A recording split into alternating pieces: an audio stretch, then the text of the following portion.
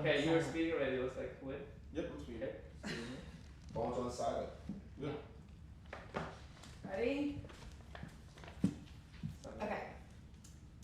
What is your name? How do you spell it? And what is your class year? My name is Carla Berril Vernon, although the way I say it every day is Carla Vernon. My class year is 1992, the great class of 1992. Okay, can you spell that, please? Oh, sure. My first name is Carla, C-A-R-L-A. My middle name is Berril, B-E-R-R-I-L. And my last name is Vernon, or Vernon, and it's V-E-R-N-O-N with an accent over the O. All right, perfect, thank you. And did you attend a public or private school? I attended a public high school. That's what you mean, high school. I attended a public high school. Okay, was that in the U.S. or overseas? I grew up in a suburb of Buffalo, New York, and I attended a private I grew up in Buffalo, New York, and I attended a public high school in a suburb of Buffalo called Amherst. Okay, great. How did you prepare socially and intellectually for Princeton? I'm only now prepared socially for Princeton. Intellectually for Princeton, are you ever prepared? But you just hanging on.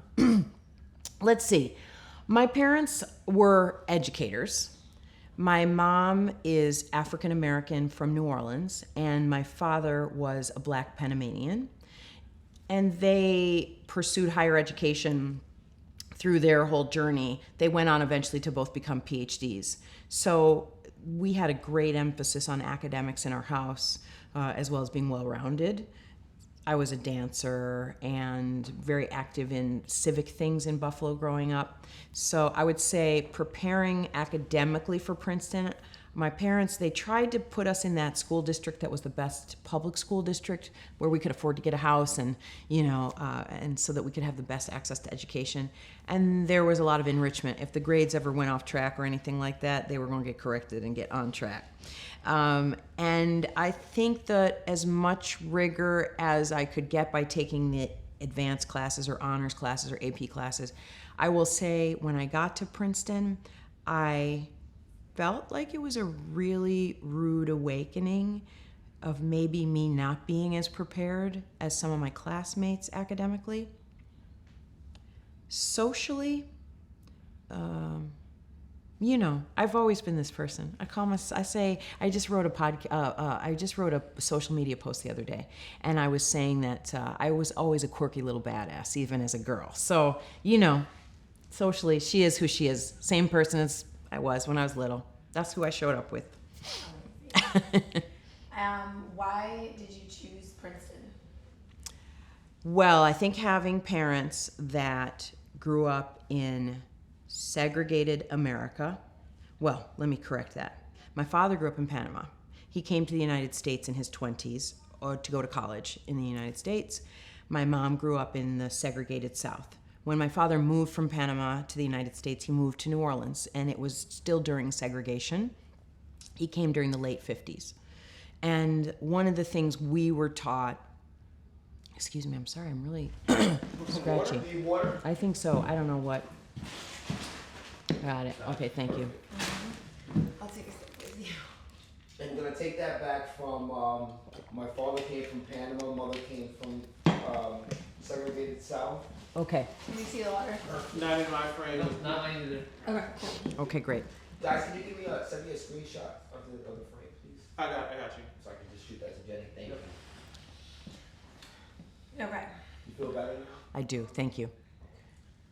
So my father grew up in Panama and came to the United States in his 20s. So he came to go to college, and it was still the late 1950s at that time, and he came to the segregated South. My mom grew up as a Black person in the segregated South. And the mantra for Black people at that time during segregation was that if you wanted to have a pathway up in America to any kind of a better outcome, that one of the best possible sort of ways to pave that path for us as Black people was through education. that was the belief that if we sought the highest and best educational opportunities we could, both the highest degree levels and the best educational institutions, then we'd be surely setting ourselves for the path to break into whatever it might be that's the American dream. And that mindset was the mindset even when I was applying to colleges. I was always just thinking, what's the best thing I could go to? I think my life is, I was talking to my husband about this recently. I think that this is a motivator that I realize is the driver of a lot of decisions that I make. So when I was prepping for SATs, I was very aware of what kind of test scores you had to get into the best schools in the United States. When we went on the college visits, my mom and dad took us on I went on my brother's college visits, he was older than me, and saw some of these Ivy League schools for the first time. And I was not a good student. I'm 5 years younger than my brother, Antonio, and he was the star student, the academic, everything came easily to him intellectually, and not so much for me. But when I went and visited these schools, we went and visited Harvard and Brown and Cornell and all these, esteemed Ivies. It gave me a new ambition. And remember my mom, we were in I think they call it Cambridge Square, something right in the middle of Harvard. And I said, this is the school I want to go to. Maybe I was 12. I said, this is where I'm going to go. And my mom said, well, you're not going to go with the grades you have. So I made a commitment to myself at that time saying, people don't know what I'm capable of, and I'm going to do things that they don't think I can do. And I immediately, from that age of 12, from those visits, turned around my academics, got interested in taking difficult and challenging courses, and was rigorous in my own study and took much more ownership over my study. And so then as I was preparing to apply for colleges, I would just read all those books about college rankings and which ones were ranked higher on social things, academic things, the course of study I wanted. And I had my list down to my stretch schools and my safety schools, and applied to my number one. By then, my first choice changed to Yale. I have to tell you the truth. It's important to be honest. And so I applied to Yale. I applied to Princeton. I applied to a smattering, again, at whatever I deemed were reach and safety.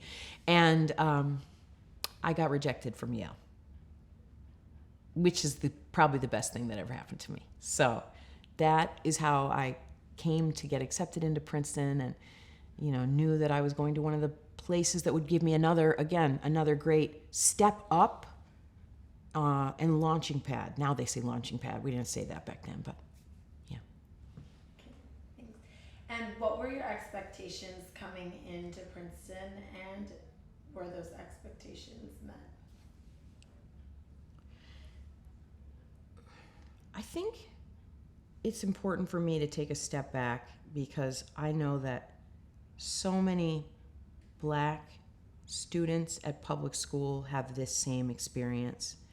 And I was so often much more affected by my Blackness than by my Latinidad, because people didn't know it or, recognize it in me or give me the external credit for that. But first of all, I think it's important to say that I was very discouraged from applying to Princeton by my guidance counselor. And that's not an unusual story. If you read Michelle Obama's book, Becoming, she has the same story. If you talk to many Black women who went to Ivies and who went to Princeton for sure, we all have a very common story often of people telling us we're stretching too far, we're reaching too far. And so when it came time to apply for schools, my father was unemployed at the time, and we didn't have a lot of money. He'd been unemployed for quite a while. And we were really stretching to make things work in a lot of ways. Food or school supplies or clothes, all kinds of things. We were really stretching. And my guidance counselor saw that I wanted to apply to all these schools. And at the time, school application fees were about $35. I don't know if they still have school application fees or what those fees are now. But I remember my high school guidance counselor said, I don't think, your parents don't have a lot of money. I don't think you should waste the $35 applying to Princeton, with the obvious implication that I wasn't going to get in and that was going to be a waste of money. And so then I took it upon myself to find out how you could get in touch with the schools, and some of them will give you a reduced fee, application fee, or a complete fee waiver. And I just decided, this was back to what I was saying about being that, little badass Carla that I used to be. I knew I was like, you're not the one who's going to tell me what I can expect of myself. And I believe this is possible. So we made it all happen. We had enough money to, put the application fee in for Princeton and some other schools. And when I got into Princeton, I felt very right about it. When you come to Princeton's campus, I think there's a very common experience of you feel very right about it, like you totally deserve it and it's very fitting for you back in your home context. And then you get on this campus and you suddenly have your world opened to kids from so many walks of life, so many social and economic tiers. And honestly, to be honest, like the first time I was ever living with white people, right? I mean, nobody in my family is white, so I never really knew white people except from TVs and movie shows and magazines and stuff. It was kind of, I'm sure, the same way it is for them. Like they were just a myth or a concept to me. I went to a very white high school, but that's different than living with them and seeing their stories. And I would meet for the first time people who had gone to elite boarding schools and people who were from places and had vacations and did these things, or their dads ran companies. And at that time, I was losing confidence in my academic credentials or credibility. And then freshman year, you take a class, a freshman seminar, I think they call it, writing seminar, that I think I only came to learn about a year ago is intentionally difficult for everyone. But when I was taking it, I only thought it was difficult for me. And I carried that sense of not really being up to the level until about 1 year ago, when someone said to me, well, they do that on purpose, right? Everybody thinks they're bad in the freshman seminar. And it was a game changer for me, even at this age when you're coming to terms with yourself and your Princeton-ness. So I guess I eventually settled into what part of academics at Princeton I felt that were a fit for me, after taking a lot of things where I think I got, hit my head on the wall, on the ceiling, I guess, a number of times at the difficulty. So during your Princeton experience, did you feel like you fit in? You know what? The 90s was interesting. I remember talking to a Latino student who was writing his... Do me a favor, because I don't want to lose the context of the question. Can you answer that in a complete sentence? Oh, yes. When I got to Princeton, I didn't feel ill-fitted for it as an individual, as a person. Because the 90s, the early 90s, it was a really interesting and special time in the United States. And I think my class was the class of 92. We were here during a very important, pivotal, transitional time on what socially defined young adults in America. And it's like a real magical window. I've talked to alumni from the 80s and the 70s. I can talk about that later, but I founded an organization that would help build relationships for African American women across the decades who are Princeton alum. And so I've come to learn that across the decades, your Princeton is very different, partially because your America is very different. And in the early 90s, it was the time when we were the generation that was on campus during the Anita Hill, Clarence Thomas Supreme Court hearings. We were the generation that was on campus during the time that Rodney King was pulled out of that car and beaten by the police and said, and just wished that we could all get along, so to speak. Can we not have race divide us anymore? We were the first generation where being openly gay and celebrating your allyship with gay, lesbian, gender identity different individuals was acceptable publicly for the individual and for the ally. And so it was the generation where white people were listening to rap music for the first time. And it was also the generation where probably white people grew up probably listening to some Earth, Wind, and Fire in their house. Like, the culture mixing or exploration was beginning to change in America. It was also the era when the words politically correct first came into the cultural vernacular. And the words politically correct came into the vernacular as a reaction for people who didn't think all this new talk of allyship and, rainbow everything. They thought that this was, again, some kind of overreaction by some new generation or some people with some political or sociological point of view, just going a step too far. I think there's always, it's like in physics, right? It's like, I think that's Newton's law, that there's always a equal and opposite reaction for every action. And so, as young adults being independent for this first time, mixing with each other without any parents around, nobody to tell you what you should explore, who you should love, there was this opportunity for us to safely cross boundaries in the early 90s and dabble a little.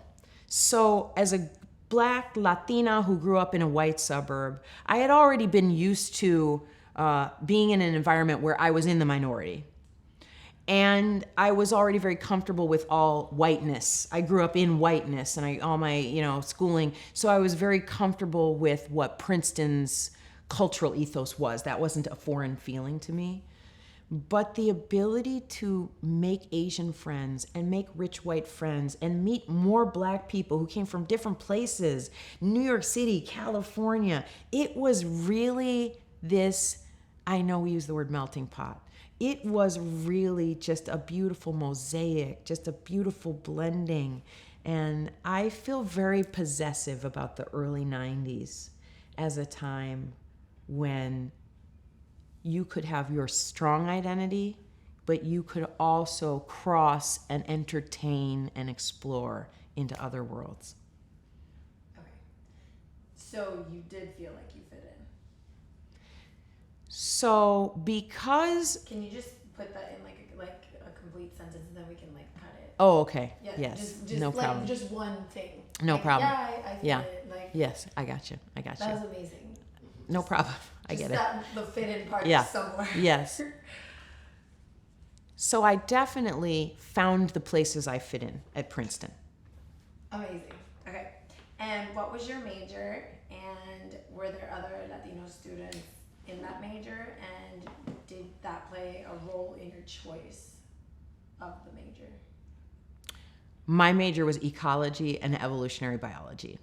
So this was an era where the environmental mantra at the time was we were going to save the rainforest and we were going to close the hole in the ozone. Every environmental era has a trend, like a trend moment, and that was the trends of the time. And this was my heart song. I wanted to save the planet, make the world a better place. So I thought I had to be a scientist. My parents were, you had to either be math or science if you were Cynthia and Carlos's children, because you had to be able to get a job when you got out of school. And Black people and immigrants knew that if you study math and science, you're going to be able to get a job and be employable. So I found my way into a science that I thought was on my level. I tried some of the maybe higher academically challenging sciences and found my way into ecology and evolutionary biology, and also thought it was very purpose-driven. We were there was such a small percentage of Latinos in the class. There was such a small percentage of women in our class. I've come to learn that we were the last era before some of the diversity initiatives took place. And so I don't think there was anyone else Latino in my department. I mean, it was a very small department, and I don't have a memory of having someone even brown, of any kind of brown.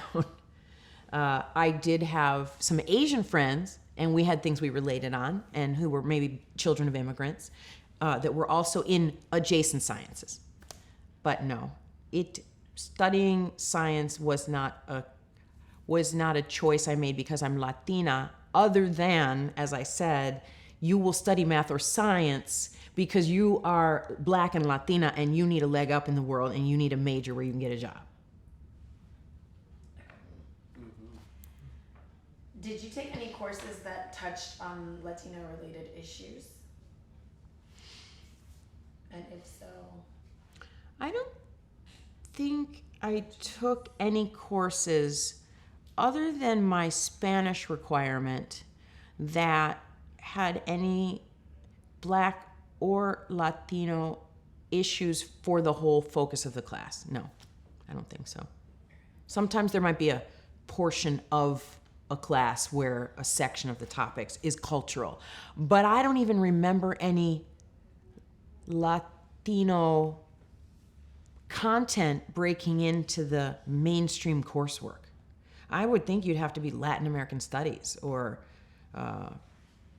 African American studies to have even really had a lot of coursework offered to you in that way. Did you feel like your professors had any different reactions towards Latinos or female students or just minorities in general? No, I never felt that my professors visibly reacted or disadvantaged me because of my ethnic package that I brought in, my intersectional Latino Black represented self. Now, the only way someone could know I was Latina at the time was because I've always been very clear about my name. I'm always very advocate from the accent over my O. I always try to pronounce it the way that it is pronounced when I first tell people what it is, and then I go over to the mainstream pronunciation just to make it easy for everybody. But my Latinidad, because, Afro-Latinidad is, I get emotional about this, it's only lately even recognized. And we weren't given the opportunity to claim all of that which we still might have fully felt and been. So professors just saw me as a Black person, and that's what they would see me as superficially, and they would never know.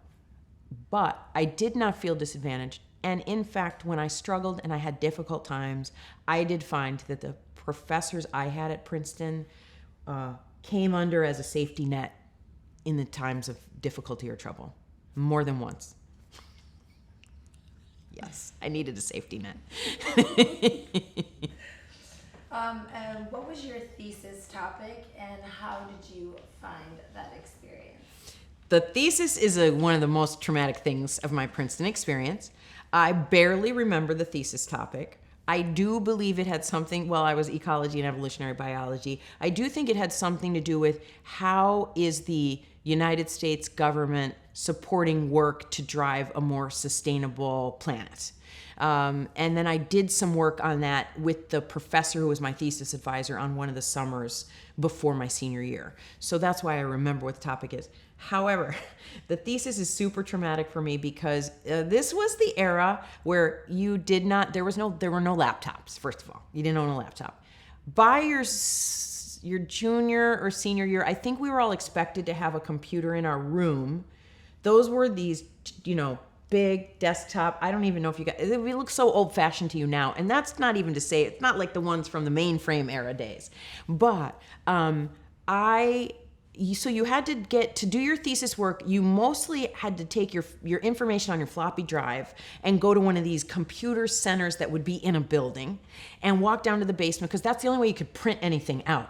No one owned a printer. I mean, that wasn't even thought of. And so you would have to you could maybe write some of your paper on your computer in your dorm room or wherever you could find a publicly available computer. But you had to take that floppy with the information and then stick it into a computer and send it to the queue to wait to be printed out on this, like a big, huge Xerox looking printer. And one day I took my floppy drive to the central computer room that was nearest where I was and pulled up the chapter on the screen. And as I sat there, the words started disappearing before my eyes on the screen, like as if they were being eaten by Pac-Man, like disappearing letters. And I was like, you have to understand, No one at this time, we didn't know about computer viruses. It was like, think of us as if we were cave people. I mean, it was primitive.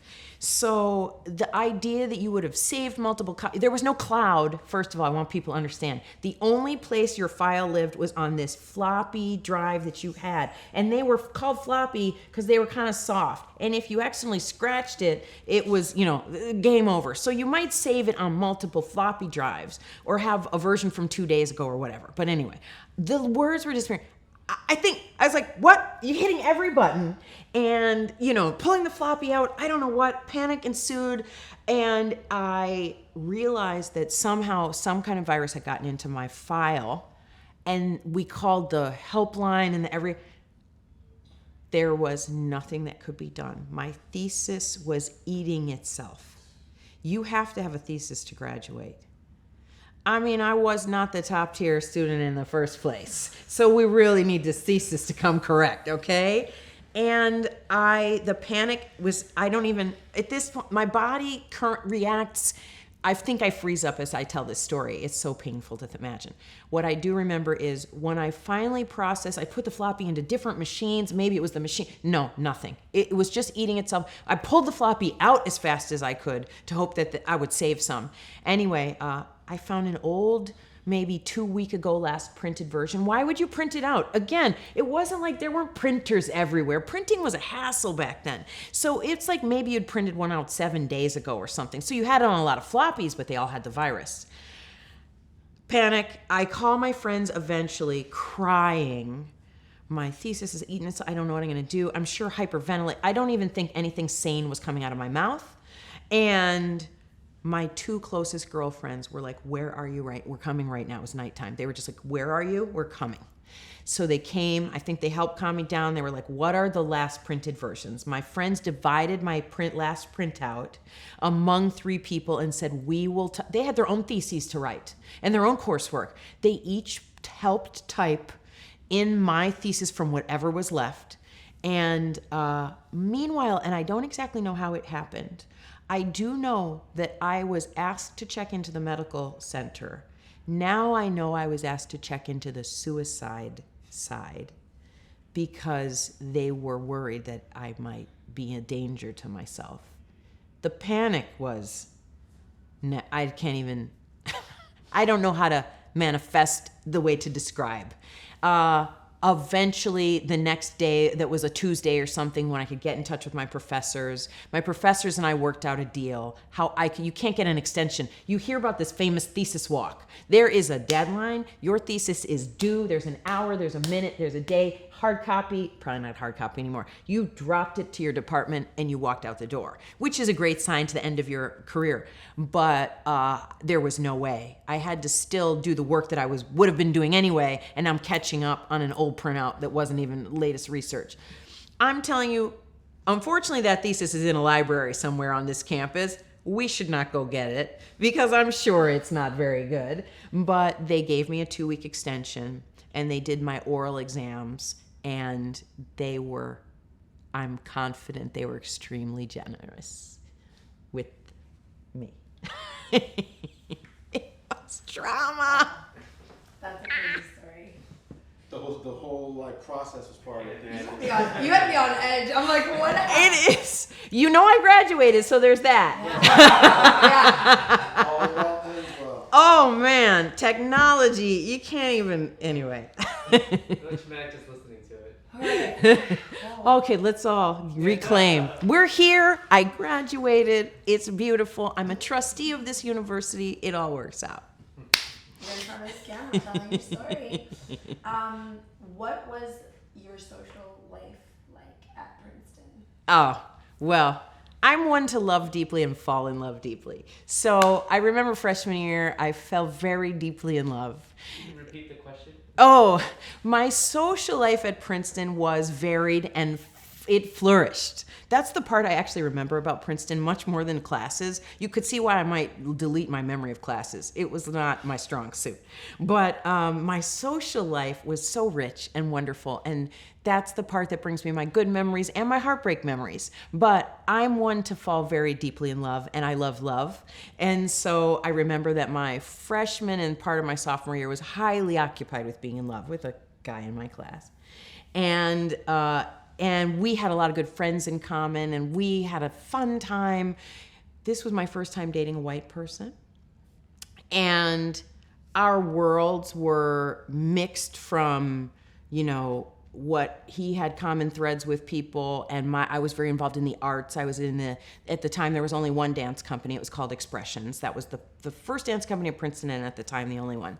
I was very involved in the arts. I was dancing. I was in people's arts thesis. Like I'd have sometimes some theater people who'd invite me to be in their thesis as a performer. I was a work-study student, so I had jobs and met buddies on jobs. I was in an eating club. So socially, it was all on. I was taking advantage of all of it.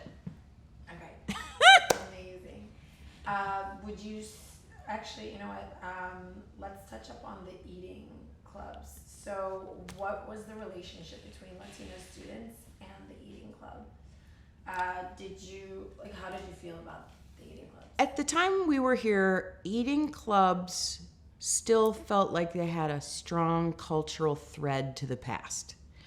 They still felt like the home turf of whatever you want to have as your prototype of what you imagined, or what in the 80s and 90s we imagined an Ivy schooler was. And there used to be a lot of pop culture movies about kids that went to affluent schools at our time. High school teenager movies were kind of really a booming industry. And so we had these fictitious characters, and they would always be, blonde and blue-eyed and an athlete and a thin, and it was this, Chad, and his name would be Chad. And so the eating clubs were kind of an artifact still hanging on to a lot of that tradition. Princeton is so about tradition. Even if the tradition isn't as long held as you think it is, the concept of tradition is a big piece of what this school is about. And so when it came time to have to pick how you would eat, I think that if you were immigrant, if you were black and brown, if you were religious faith that was not in the mainstream, then things got a little delicate and a little dicey. Were you the kind of person who just then needed to go find a safe, comfortable, social place? Meals are such a place of rejuvenation and reconnection, and let your hair down from the stresses of, it's not an easy place to go to school. And so for many people, the choice is, what kind of community do I want around my food?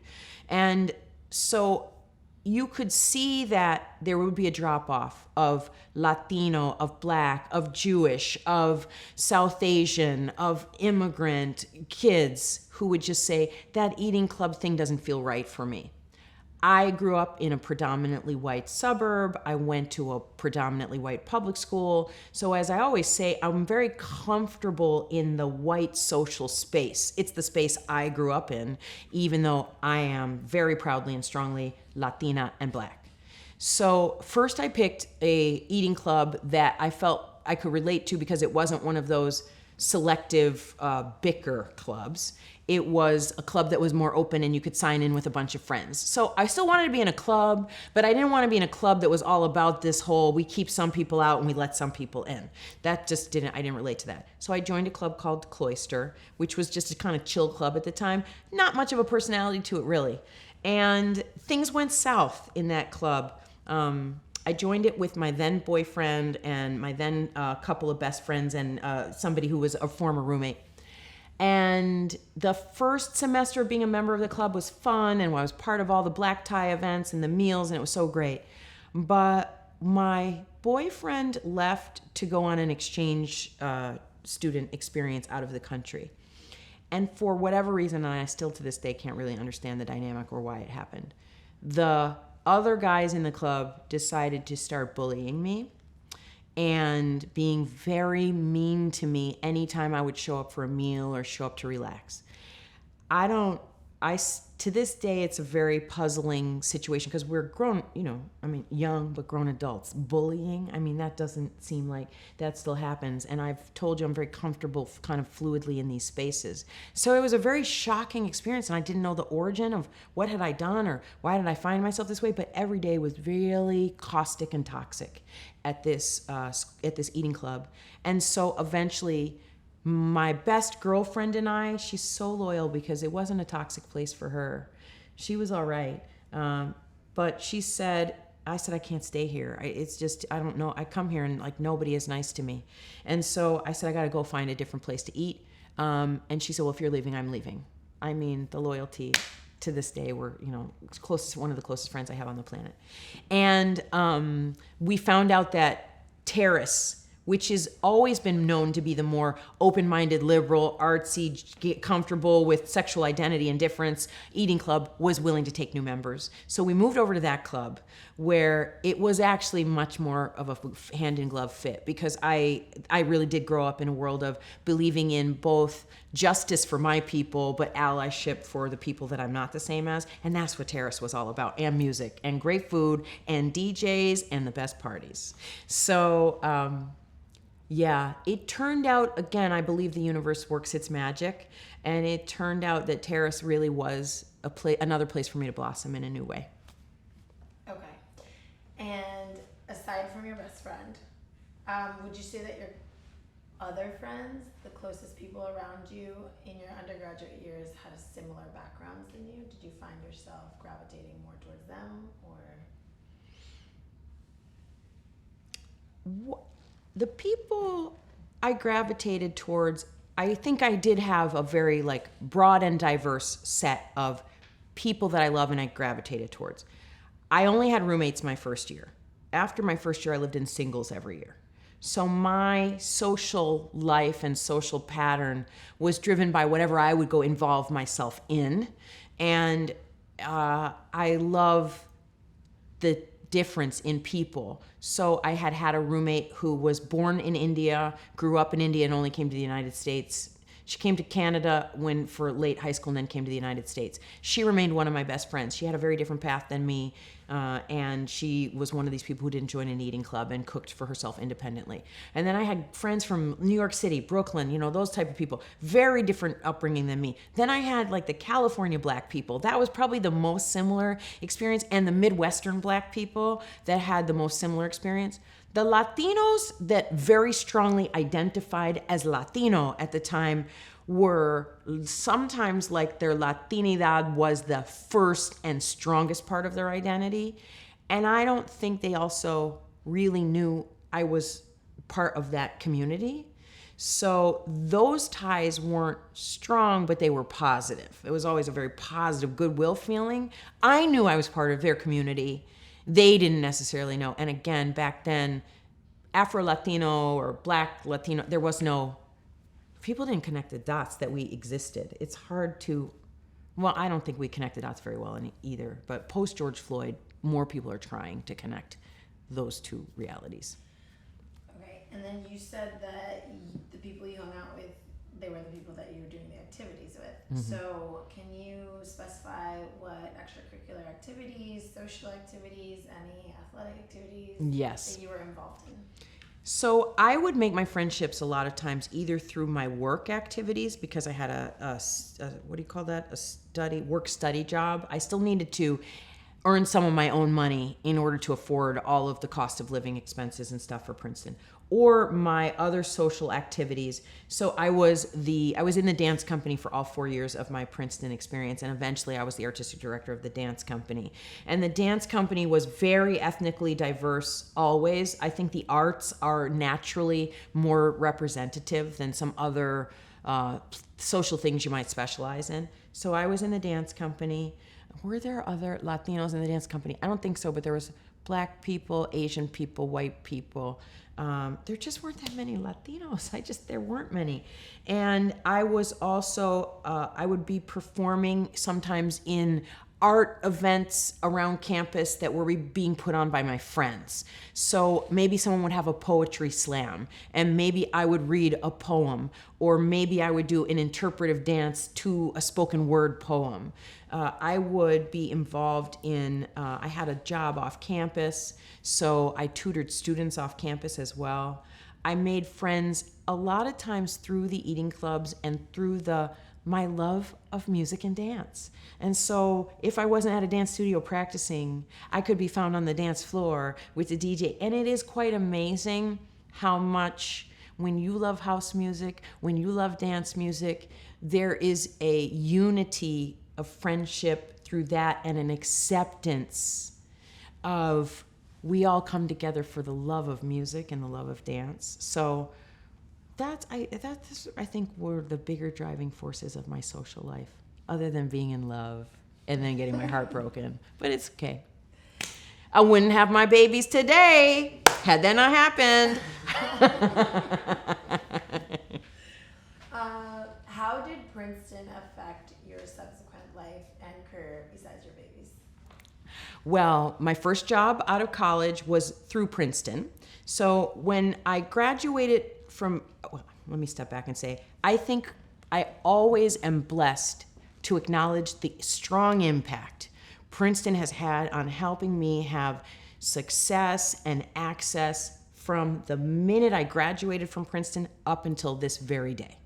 I'm very aware of that, and aware of the choices. If you don't go to Princeton, but you can go to a school where there is such a strong alumni affinity, how much of a leg up that can give, and that's what Princeton did. My very first job out of Princeton was through a program called Princeton Project 55, which was founded by the men, it was all men in the class of 55, the men of the great class of 1955, who they came of age at a time in the United States, the late 50s and early 60s, where it was another era of change. And for their class gift, they didn't want to give a building gift to the university. They wanted to endow a fellowship program that would encourage Princeton graduates to do public service work, because they were the young adults of the 60s. And that was a transformational time of learning how to demand more and expect more from your country for those guys. So that's what they wanted to prick the hearts of new Princeton graduates with this notion that even if you just do service for 1 year or 2 years, it might change the course of your life, even if you then go to Wall Street or med school or wherever you go.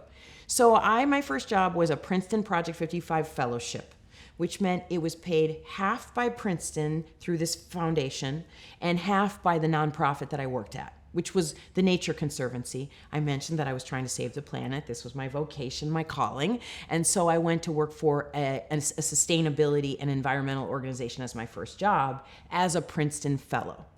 And in the Chicago group of Princeton Project 55 fellows, the alumni also would secure an apartment or two in town where the young graduates could share the cost of rent and live together. So my actual first apartment outside of college, I lived with 3 other Princeton classmates of mine. I didn't know them before we were roommates, or I didn't know them well, but that was another really important bond. We discovered Chicago and adulthood and working life, and we were supported by mentors from Princeton when we were in Chicago. A lot of them, these old cats, who I feel this deep kinship with. Some of them are still alive, not as many as I wish, who would mentor and pour into this crazy group of what are you, 21 when you graduate? These would be guys who were on the board of the art museum or former lieutenant governor. They were the fat cats. And so they taught us another generation of lessons that only people who'd lived a few decades know. Then, after that job ended, it was only a 1-year job, I got a job working for United States Senator Carol Moseley Braun, who's historically super important, because she is the first ever in the United States African-American female U.S. Senator in the history of the United States, the first black woman. And only since Carol Moseley Braun was Senator, not until Kamala Harris was a U.S. Senator, did we have our second one. So there's plenty of work to do. But anyway, Carol Moseley Braun was, her campaign finance chair was a Princeton alum, a very well-renowned and recognized Princeton alum who's done a lot for the university. His name is John Rogers.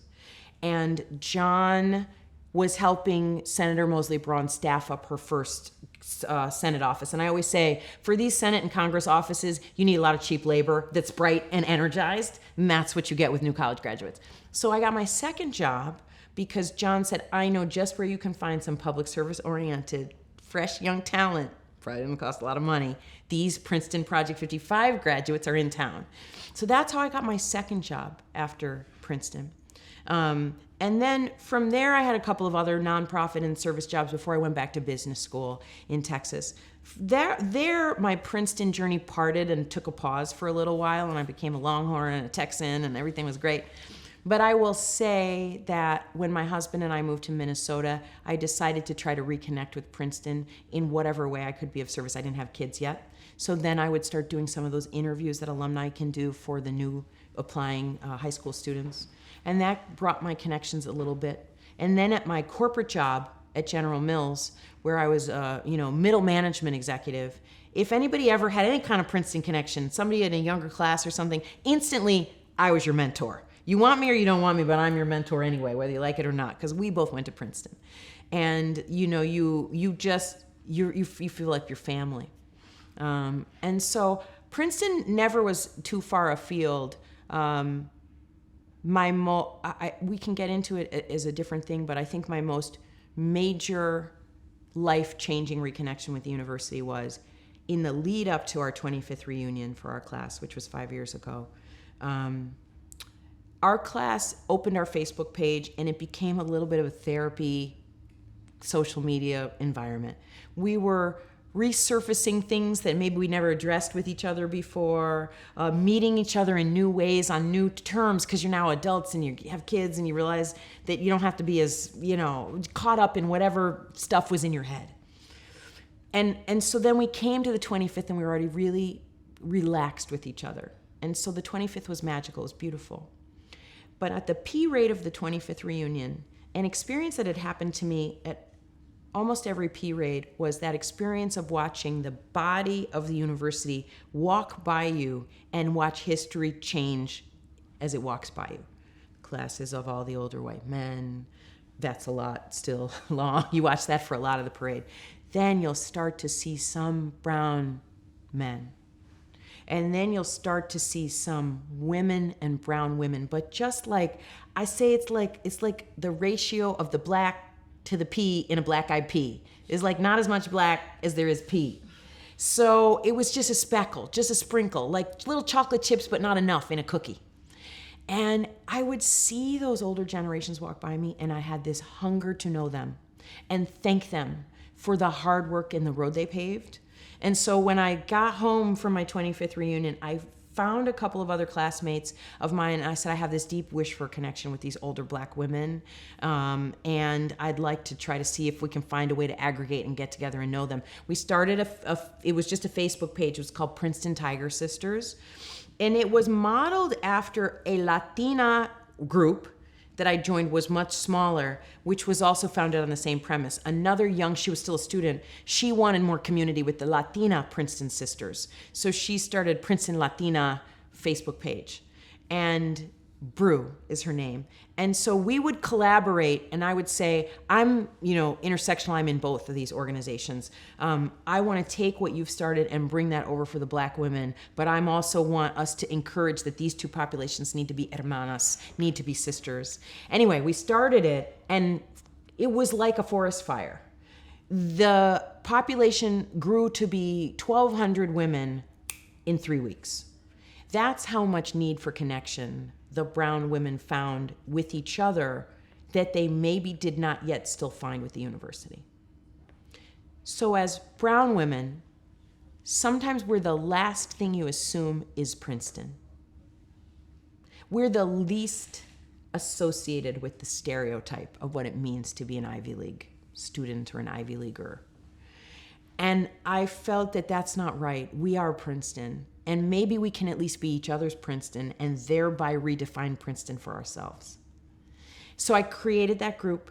And I think because that was such a difference maker, suddenly there were Princeton women who had never been back to this campus because their past was too painful, that healed by finding each other and found the bravery and the courage to come face whatever they left when they left here. And a lot of times if you have your pain and you've left it here, it's still here waiting for you. And if you're lucky, you can come and work through it and dissolve it and leave differently. And that is one of my biggest blessings. And I love now that I'm considered a sister to these women who are in the class of 77 and 82. And it's just so, in my heart, there's not enough words to say how blessed I am by it. And then a few years later, the university invited me to join as a trustee. I think because, listen, I'm not a billionaire. I'm not the leading epidemiologist. I'm not the head of the Kennedy Center. I'm just, a corporate executive. I'm still little badass Carla, little quirky, does what she wants, does what she needs. But this contribution, I think the university knows it could not have done. The university couldn't find a way to get brown women to feel deeply reconnected with Princeton after the pain they'd had. And so I think they knew that they needed that kind of voice as a seat on the trustees, given where Princeton will go from here. Okay. Yeah, wow. That was amazing. I hope you can edit it. I hope there's places to stop and start that. Oh, no, really? Yeah. There's a lot of gold. A lot of gold. So much gold. Much more chocolate chips than Okay, the pea and the black eye. I have one. Hold on. I have one more thing that I want to ask. Okay.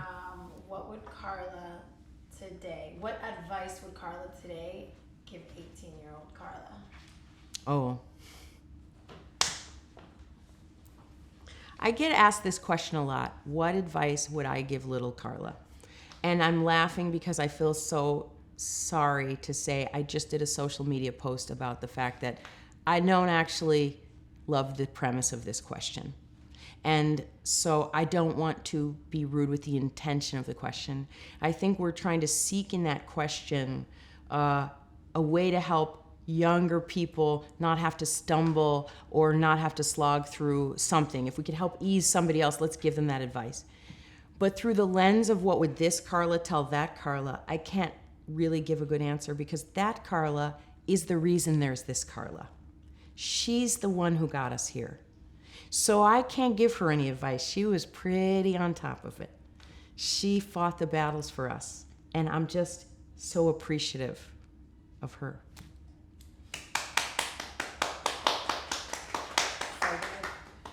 I actually have a question. It's a little off, but I would love to know, how did hip hop influence your time here?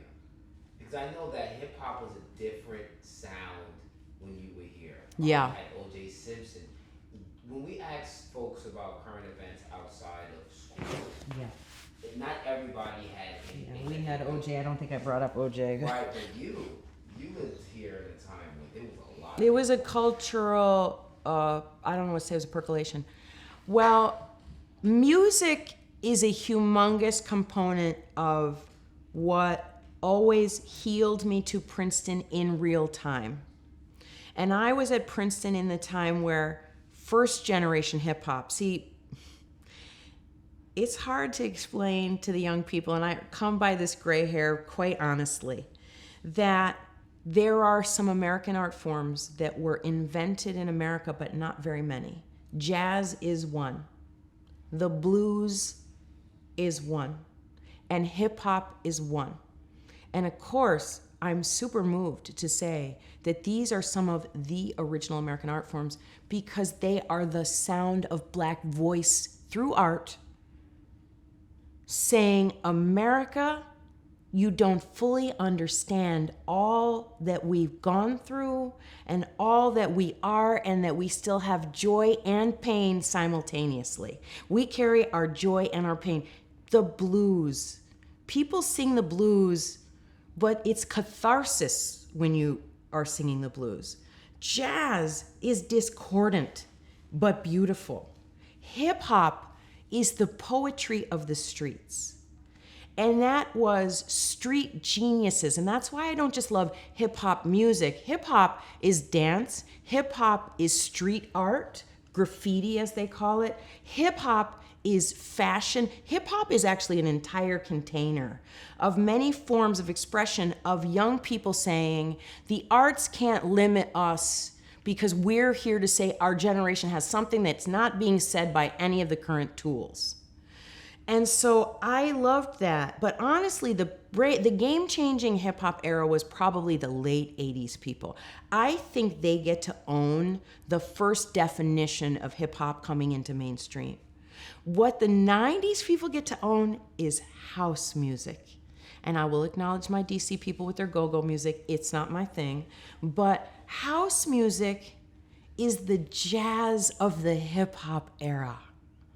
It's the turntable and the sampling and the creation through electronic imagining and beats in abstract. And it is so hypnotic. And you lose yourself in it. So that song that says, "Last night a DJ saved my life," is not fiction for me.